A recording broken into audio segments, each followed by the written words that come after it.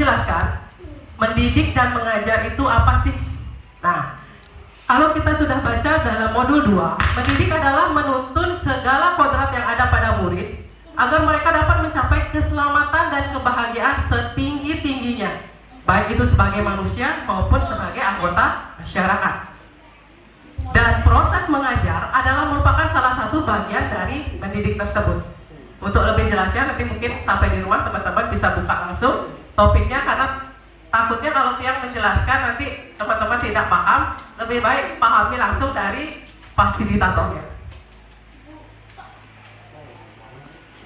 Nah, dalam modul 2 ini ditekankan tentang bagaimana Ki Hajar Dewantara merumuskan pendidikan tersebut.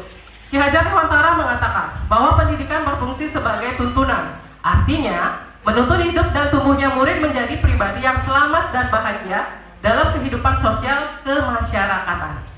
Intinya di sini, Ki Hajar Dewantara itu mengajarkan kepada kita bagaimana kita menjadikan peserta didik itu agar selamat dan bahagia ketika mengikuti proses pembelajaran.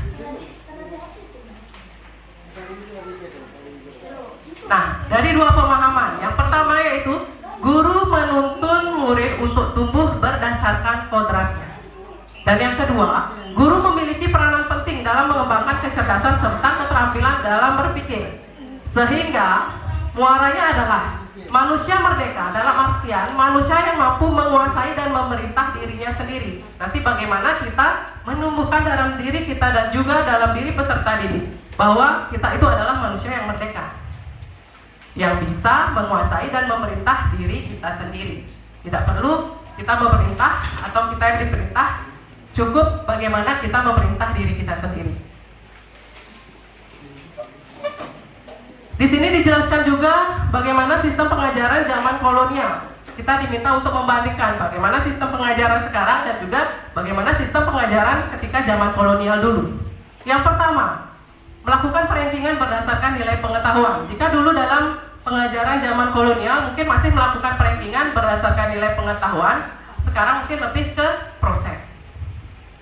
Dan yang kedua, menghukum murid dengan cara berdiri di depan kelas atau di luar kelas. Sedangkan untuk hari ini, siswa tidak boleh dihukum atau menyebabkan mereka merasakan perasaan yang tidak enak di hati mereka. Bagaimana kita memanusiakan manusia, itulah yang banyak dibahas dalam modul ini.